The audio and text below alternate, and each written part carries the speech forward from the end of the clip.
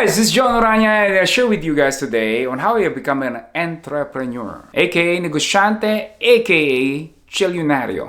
I'm just like many of you. Ang pangarap ng mga magulang para sa atin, makapagtapos ng pag-aaral. And then, makakuha ng magandang trabaho, maybe, malaking sahod, and you climb the ladder of success, so to speak. And then you save for money for your retirement. And then you retire, enjoy life, and die. Right? So pretty much yun po yung blueprint ng maraming mga Pilipino or pamilya or mga magulang. Right? Maganda naman. But then you might be wondering, bakit may mga taong nag-decide na lang na magnegosyo? Right? Now, obviously, everyone has their own reasons. But I'll share with you guys what happened to me and open my eyes the truth about employment. So this was back in 1999. I graduated from Adamson University, computer engineering. Ang po ang aking tinapos. After a couple of months, I got hired to work here in Ortigas sa isang internet service provider, and I worked as a web designer. But after a year, I realized na hindi naman ako as creative in terms of graphics and design.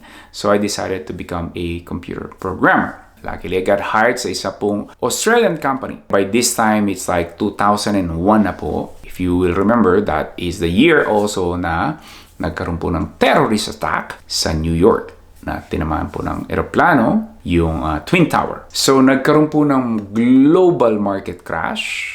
Yung iba, tinatawag nilang dot-com bubble. So, in other words, kami po na nasa industriya ng internet and computer, naapektuhan massively. And then, one morning, pagpasok ko po sa Ortigas, pinatawag po yung half of the staff. Tinawag kami and basically in-announce in a very emotional moment, today is the last day of your work. Imagine mo yung emotion, mga bata pa rin ho kami nun . You don't even know how to handle the situation, right? Walang training for this. Like, what to do when you get fired.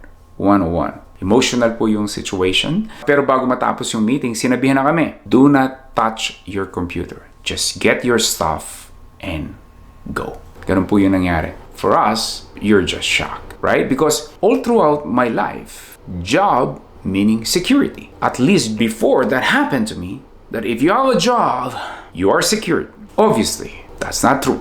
So dun po yung mga realization sa akin, then I'm trying to get a job, nakakuha naman agad ako ng trabaho, and then I start to, make money. Again, remember, I was young and single, wala naman ako actually masyadong responsibility then. Every 15, 38, sumasahod ka, and again, hindi ako nagugutom, I'm okay. But then you start to realize like, man, eto na yung kikitain ko every 15th and 30th. Imagine mo parang replay nung kahapon, replay nung kinsenas, replay ng katapusan. Over the years, you start to feel like, this is all it is. Ito na yung sinasabi nating adult life. Okay, nag-aral ka, nagtapos, so for this. In other words, nakakaramdam ako ng limitations of income, limitations of opportunities, limitations of time as well. Wake up early, go through the traffic, go to work, report, do your thing, go home pag-uwi, magdi-dinner ka, and then pagod ka. During those time, it wasn't fun for me.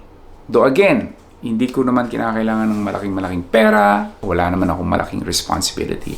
But I start to feel that something is wrong. Something is off. Pag bata ka, you don't know anything. That is the truth. Wala akong mentor. Wala masyadong coaches, business coaches back in the day.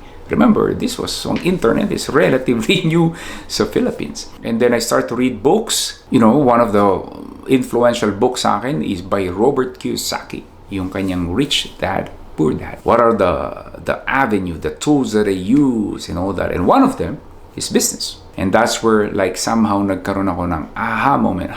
Okay, maybe I can pursue business, right? But then again, as I've said, my friends are not entrepreneurs. Ang mga magulang ko hindi ho negosyante. I'm not surrounded by people. Unlike some people, parents nila negosyante and all that. Second question is, okay, so magnegosyo na namang negosyo ang papasukin mo. So dito na nagsimula yung mga, nag-i-scan ka na ng mga different business opportunities around you. Just like many Filipinos, marami kang mga sinubukan and all that, tinry and all that, but none of them really work long term. So I have 4 failed businesses. I lost a couple of millions during the process. Dahil hindi ko magastos, magaling ko mag-ipon. So yung 13-month ko, imbis na binibili ko ng mga kung ano ng mga bagay, ini-invest ko sa negosyo. So ganun po yung ginagawa ko over the years. And then, imagine niyo over the years, okay, nagkakaroon ako yung mindset ko, nako-correct na, yung habits ko, nako-correct na. I start to read more books. I start to study how other people become successful. Again, even YouTube noon, wala pa hong masyadong YouTube noon. So everything will be via printed books or printed magazine, or once in a while you attend some events and seminars.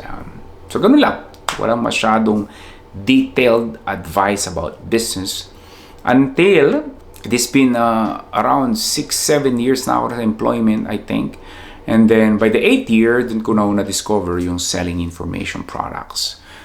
Digital products like ebooks and audiobooks and templates and all that. So, dun po nagsimula yung pagiging negosyante ko at pagtatayo ng negosyo. And so, pag nagnegosyo ka, one of the things that I've learned, sa umpisa, you have to do every single thing. So, there are tasks na it doesn't give you much result. While on the other hand, may mga tasks naman na very important. And 2 things of them are sales and marketing. So kahit na marami kang business idea, you have a brilliant product idea, Sir John, this will change the world. Or Sir John, wala pong nagbibenta ng ganito. My friend, if you don't know how to market and sell, kahit ano pang ganda ng produkto mo, I don't care if that could be a life-changing. If you don't know how to market and sell, you will fail. So yun po ang akin natutunan over the years and my transition to become an entrepreneur. I hope that has become a lesson to you guys. Again, it is a process. It's not an instant. But if you stick in the game, you will become a chillionaire. Peace out.